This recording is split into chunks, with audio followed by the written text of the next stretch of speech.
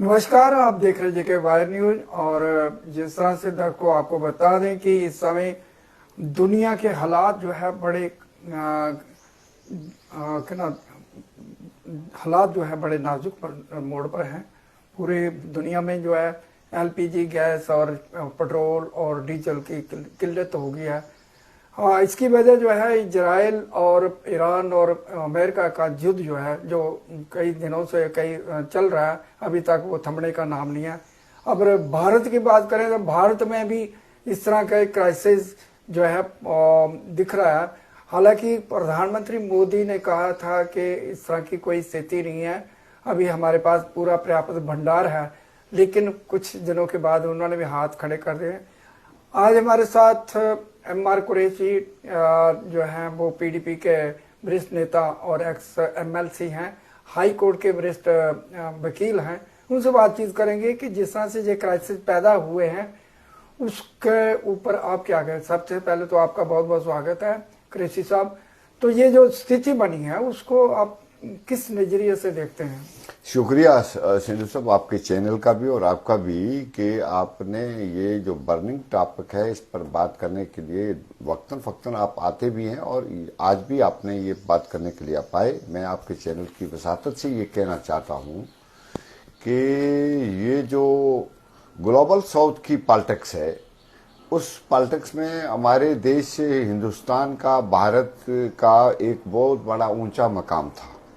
ये हमारी जो जियोपॉलिटिकल और स्ट्रेटेजिक जो ज्योग्राफिकल हमारी लोकेशन थी और हमारी जो स्ट्रेटेजी होती थी और या हमारी जो मोमेंट थी या हमारी जो सोच थी मुल्क की, वो थी एक थर्ड वर्ल्ड की लीडरशिप की, जो इससे पहले जितनी भी वर्ल्ड वॉर की ये वर्ल्ड जंगें हुई हैं उनमें हमारा जो रोल था भारत का वो बहुत ही ऊंचा था। दोनों तबका के जो मिसाल दो धड़ों में जो बटी हुई दुनिया थी उसमें ये तीसरी दुनिया की लीडरशिप हमारी होती थी। आज की देश में ये समझ से बिल्कुल परे है कि आप एक दबे लफ्जों में हमारे देश की लीडरशिप जो है, प्राइम मिनिस्टर साहब कहते हैं कि मैं वही करूंगा जो अवाम की मंशा है या उनकी बेहतरी के लिए है। आप उसमें तरह तरह की इख्तराएं निकाली जाती हैं और तरह तरह के मतलब निकाले जाते हैं। तो जंग शुरू होने से शायद 48 घंटे पहले प्राइम मिनिस्टर साहब का इजराइल में जाना, वहां जाके उस जालिम को जिसने निहत्ते बच्चों को कत्ल किया गजा में, हम नहीं कहते हम गजा की उस हमास की सपोर्ट में नहीं है, हम कहते हैं फौजी जो कार्रवाई थी फौज के साथ होनी चाहिए, या वो जो ग्रुप है उसके साथ होनी चाहिए, लेकिन निहत्ते लोगों को, बच्चों को, औरतों को, बूढ़ों को, निहत्ते लोगों को वहां पर बमबार करके, मिसाइल मार के, उनकी इमारतों को गिरा के, हॉस्पिटल को गिरा के, इवन जिन्हें हॉस्पिटल के अंदर में जो लोग थे उनको नहीं बख्शा उस शख्स ने, तो उसके साथ गले मिलने के वाहिद शख्सियत हमारी यही थी जिन्होंने जाके किया। उससे ये तब्दीली आ गई, लोगों के अंदर ये लगा कि ओहो ये तो शायद अब अमेरिका और इस्राइल की लाबी के नीचे हैं। फिर उन तरह तरह की बातें भी होने लगी। फिर कुछ लोग यहाँ भाजपा से या दूसरी किसी ऑर्गेनाइजेशन से थे जो यहाँ हवन करते फिरते रहे, तो इससे लगा कि हालात कुछ थोड़े सारे खराब हो गए। और जो जंग लगी, देखिए ना, जंग का जो तरीकाकार था कोई जवाजियत बनती नहीं थी। ईरान पर जो ये चढ़ दौड़े हैं दोनों, इस्राइल और अमेरिका, उन्होंने तो बातचीत रखी हुई थी अभी कि हम अभी बातचीत ओमान में हो रही थी बिल्कुल 28 तारीख को पहले ही, ये 28 फरवरी 2026 को इन्होंने अटैक कर दिया, जबकि 2 मार्च 2026 को बात भी होनी थी। और ओमान के फॉरेन मिनिस्टर ने ये कहा भी था कि भाई यहाँ हम किसी लॉजिकल कंक्लूजन तक पहुंचने जा रहे हैं। जी बिल्कुल। तो उन्होंने ये सोचा, जो सोचा बर्बरियत है, गुंडागर्दी है, ताकत है। अब कहां कहां से अमेरिका उठ के किस किस मुल्क में जाता है और जाके वहां के सदर को पकड़ के हथकड़ियां डाल के ले आता है, जैसे वेनेजुएला है। आज तक कोई ऐसी जंग, आज तक कोई ऐसा मुल्क जहां पर भी अटैक किया हो अमेरिका ने उसको फतह करके, लीबिया की क्या पोजीशन रही, इराक की क्या पोजीशन रही, अफगानिस्तान की क्या पोजीशन रही, फिर आप देखिए वियतनाम की क्या पोजीशन रही। तो मैं समझता हूं कि ये अपना जोर, दबदबा, ताकत, ये यूनिपोलर दुनिया हो गई, बाइपोलर नहीं रही। अब प्राइम मिनिस्टर साहब या हमारी लीडरशिप जो है वो मुल्क के अपने वसाइल को देख के चलना चाहिए था। अपने वसाइल और अपनी जो हमारी स्ट्रेटजी थी और जिस लोकेशन में, जिस ज्योग्राफिकल लोकेशन में हमें आज हार्मोस में, जो आबना हार्मोस है, स्टेट ऑफ हार्मोस जो है, उसमें ईरान ने कब्जा कर लिया हुआ। जी जी जी। जंग को आज हो गए 31वां दिन होने लगा।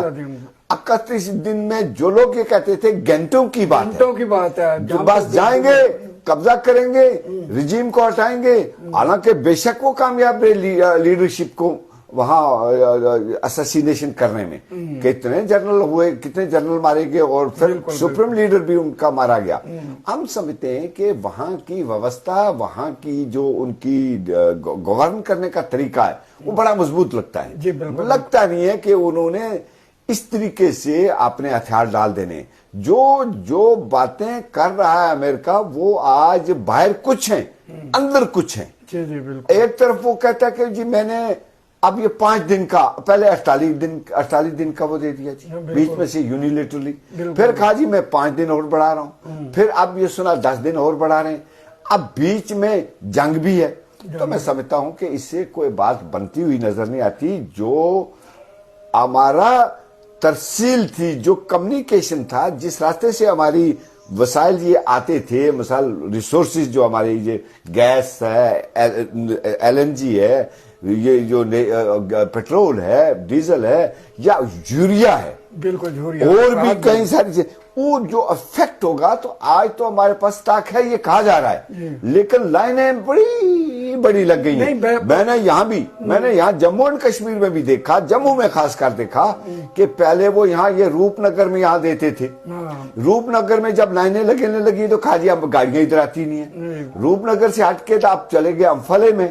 अम्फले में कहा कि नहीं जनाब यहाँ हम नहीं देते। तो कल मैंने जो सुना, कल जो अम्फले में लोग इकट्ठे हुए तो उन्हें कहा नहीं जी तुम जाओ, कहा वहां जो कांगड़ा फोर्ट है बंद तालाब में, उससे अलग सी जगह में जाके ट्रक खड़ा किया, तो वहां जाके पिक एंड चूज तरीके से वो आपने ये जो गैस की, LPG गैस की ये सिलेंडर दे रहे हैं। तो ये अगर नहीं है, सारा कुछ ठीक है, तो फिर पैनिक क्यों है? आपको अगर सप्लाई बराबर है तो आप अगर उसको OTP देके आपको सबको तकसीम कर रहे हो, तो फिर ये इस तरह का पैनिक क्यों है? पैनिक तो अभी लगता है कि लोगों के दिलों में बैठ गया है, और मैं समझता हूं कि मिसमैनेजमेंट भी चल रही है। तो मुल्क के अंदर मैंने लंबी लाइनें देखी हैं बाहर कि अपनी जो अंदर महाराष्ट्र में, दिल्ली में, बाकी जगहों में, तो मैं लगता है कि यहाँ अभी तो क्राइसिस लगता नहीं कि थम जाएगा, क्राइसिस ये बढ़ेगा। हम सोचते हैं कि पैनिक होने की जरूरत नहीं, सरकार को इमीडिएटली कुछ करना चाहिए। मेरा सवाल है कि मोदी साहब ने खुद पहले कहा था कि हमारे पास पर्याप्त भंडार है, चिंता करने की कोई जरूरत नहीं। बाद में हाथ खड़े कर दिए कि हमें जो है लॉकडाउन लगाने। देखिए ना, उन्होंने कहा था, जैसे चाइना ने कहा था मेरा 75 दिन का, तो इन्होंने भी देखा देखी उनके कह दिया हमारा भी 75 दिन का क्या भंडार मौजूद है। और फिर इनको ये था कि 3-4 दिन की बात है, अब ये मिलिया मीट हो जाएगा ईरान, तो वो हुआ नहीं ना, जंग एस्केलेट हो गई। अब जंग इस तरह से हो गई कि अमेरिका 5 दिन, 4 दिन, 2 दिन, 48 घंटे की बात करता है, लेकिन इसराइल को छोड़ रखा है कि तुम जाके अटैक करो। जी। अब इसराइल जो है वो चुन चुन के उस एनर्जी के सेक्टर में, जैसे खलीज फारस में, उसमें जब अटैक किया इस पे गैस पे, तो उन्होंने साउथ में किया फारस के, जहां पर कतर का था।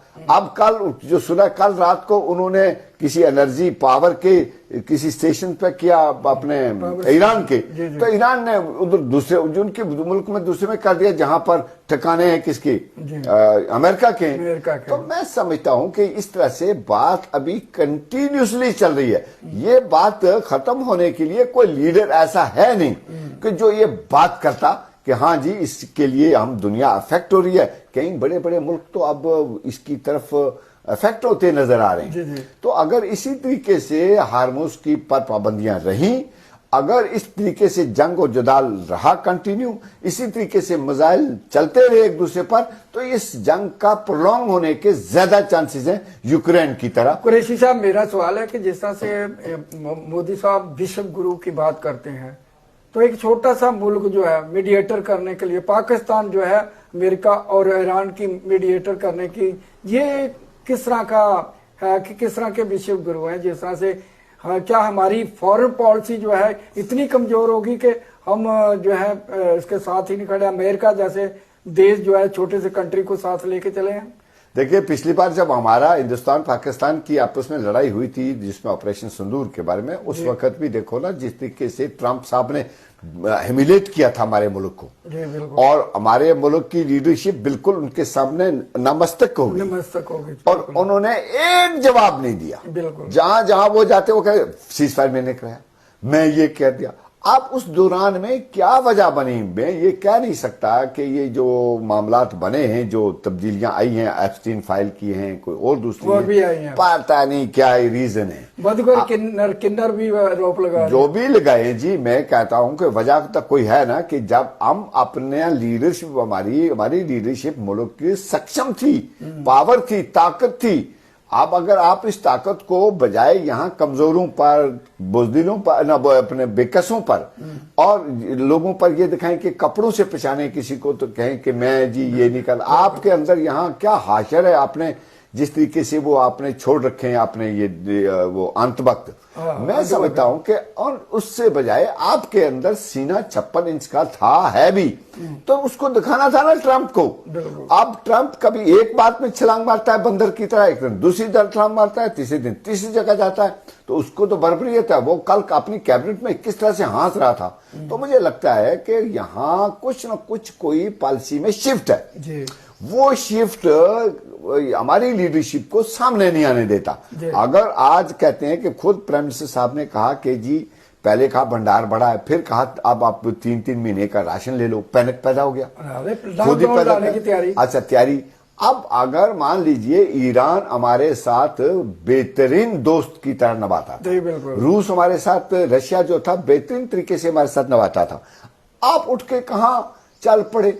उनका अपना एजेंडा है, अमेरिका का अपना एजेंडा है। कब हमारे साथ अमेरिका ने साथ दिया, हमारे मुल्क के साथ दिया, हमारे साथ दिया। आज अगर आप ग्लोबल साउथ के लीडर होते तो आप बजाय इसराइल के यहां उतरने के जहाज लेके ईरान में जाते, एक इशारा मिलता, बातचीत होती, एक मीडिएशन की बात होती।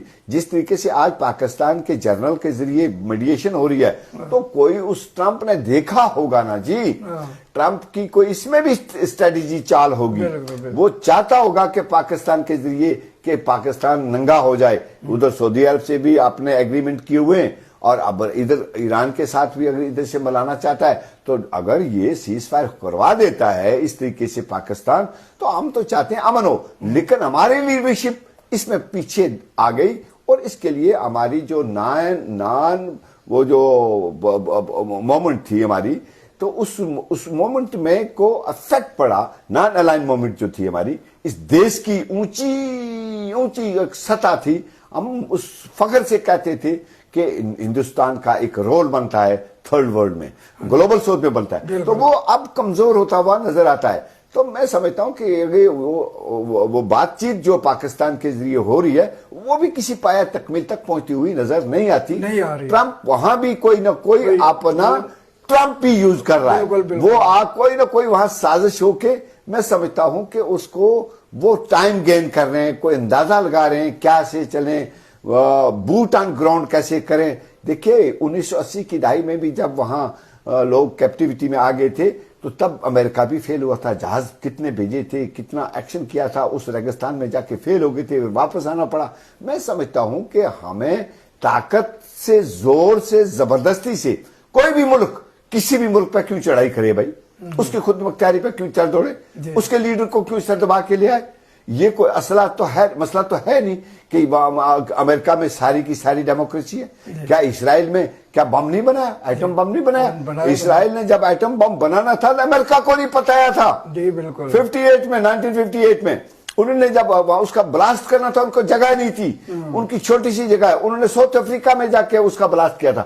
उस वो कौन सा वर्ल्ड ट्रीटी के उसमें नॉन प्रोलिफरेशन के उसमें आता है कि हम ये नहीं बनाएंगे? अमेरिका बना सकता है तो ना अपना इसराइल बना सकता है, लेकिन किसी दूसरे के लिए आप इतनी पाबंदी लगाएंगे? हाँ, हम चाहते हैं कि बिल्कुल नॉन प्रोलिफरेशन पे होना चाहिए, लेकिन बराबरी से होना चाहिए। नहीं, अटल बिहारी वाजपेयी के टाइम भी हमने किया था, अमेरिका ने इसका विरोध किया था, लेकिन अटल बिहारी वाजपेयी ने बनाया और पोरखंड में जाके उसका किया भी था।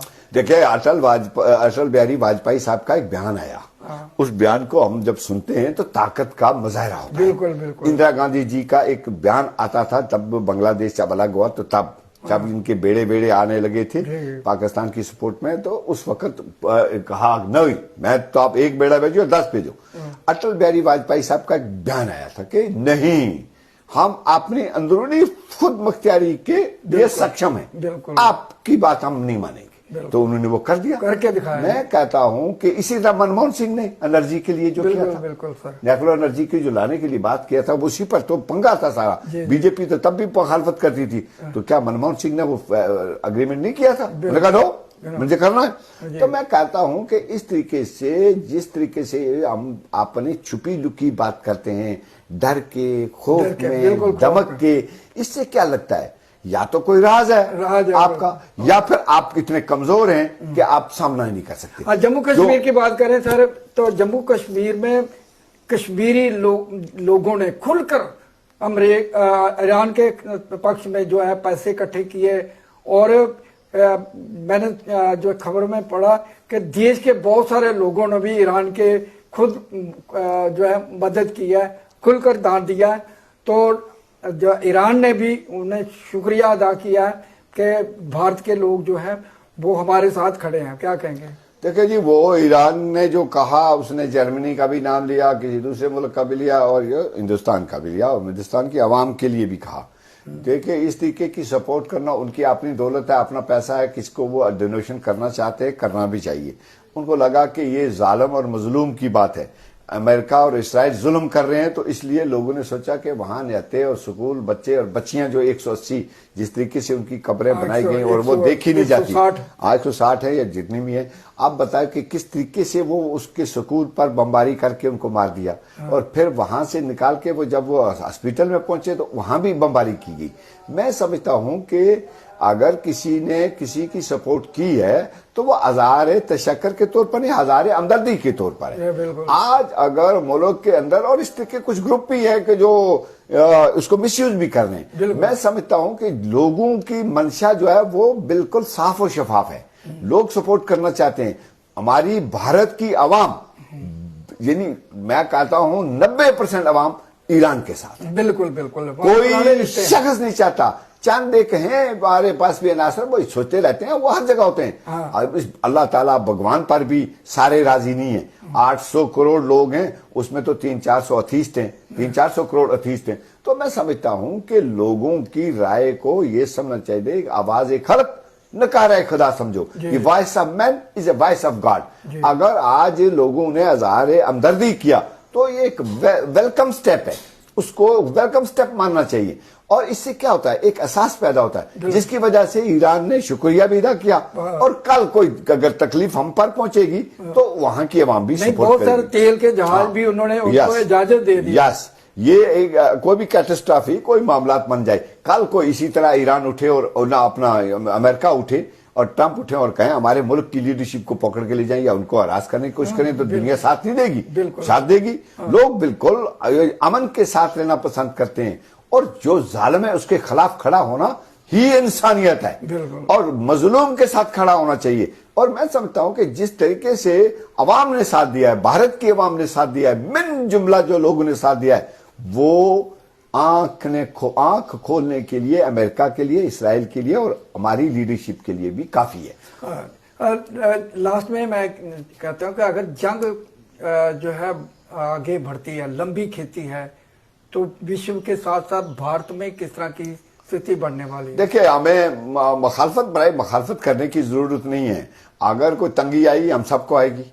इसलिए लीडरशिप को चाहिए कि इस वक्त खासकर जो भाजपा की सरकार इस वक्त भारत में है, इस सरकार को चाहिए कि वो बिल्कुल सोई हुई ना रहे, वो ये इस तागदो में ना रहे कि ये एक दिन का मामला है, 2 दिन का मामला है, छुपी लुकी पॉलिसी अडॉप्ट ना करे, एक वाज़ा पॉलिसी सामने लाए और लोगों को अवेयर करे, उनको तैयार करे, उनके लिए अपने वसाइल के हिसाब से उनको समझाए। ऐसा नहीं हो कि यकदम कोई तूफान ऐसा खड़ा हो जाए तो हालात खराब हो जाएं। तो मैं समझता हूं कि हम सबको मिलकर इस वक्त इस क्राइसिस से बाहर निकलने के लिए लीडरशिप को और मुल्क की आवाम को और हमें मिलजुल के एक साथ देने की जरूरत है। खास ज्यादातर हमारी यह जो फजूल खर्ची या उसको जाया करने की जरूरत नहीं। पेट्रोल अभी कम होने के चांसेस हैं, पेट्रोल के भी, डीजल के भी, यूरिया के भी इफेक्ट तो होगा। जिस तरीके से वहां पर वो जो अटैक किया गया है, इसराइल ने अटैक किया है एनर्जी पर, गैस पर, जहां ईरान की, तो उसकी में अगर ये कहते हैं जो एक्सपर्ट है वो ये कहते हैं कि उसको बिल्ड होने में कई साल लग सकते हैं। कई साल, बिल्कुल। तो ये कहना कि अभी हम जल्दी जल्दी ठीक हो जाएंगे, ये अगर जंग बंद हो तो अभी बंद होने के चांस ही नहीं है, अभी चांस लगते भी नहीं है। अब अमेरिका पता नहीं कौन सी कहानी बनाना चाहता है।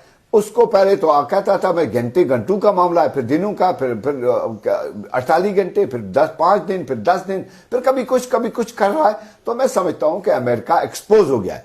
ये जो उनकी यूनिपोलर ताकत थी वो इंशाल्लाह इस जंग में एक्सपोज हो जाएगी। और हमारे मुल्क को चाहिए कि ईरान का साथ दें, ईरान के लोगों के साथ रहना चाहिए। ये जो हम हवन करते हैं आके, कभी ट्रंप का हवन किया था, अब की बार ट्रंप सरकार, अब की बार अब ये ट्रंप जब उसने संदूर हमारा जब हिंदुस्तान पाकिस्तान का हुआ तो उसमें उसने किस तरह की बातें की, वो किस तरह की बातें हमारे प्राइम मिनिस्टर के खिलाफ करता है।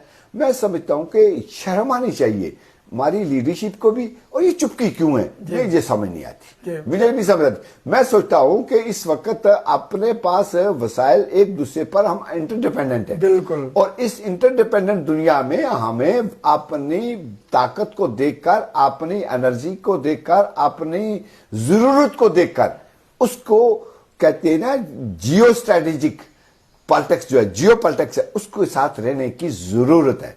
और मैं नहीं समझता कि हम अमेरिका और इसराइल के साथ रह के उनकी बर्बरियत का साथ देंगे, ना तो कोई देना चाहता भी है।